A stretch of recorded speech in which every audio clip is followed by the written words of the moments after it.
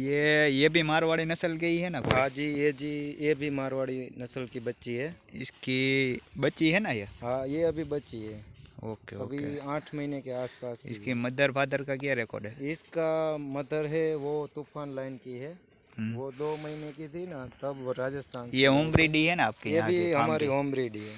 Okay. और ये इसकी एज क्या है अभी की? अभी इसकी एज 8 महीने ही है। 8 महीने की ही है। 8 महीने की है।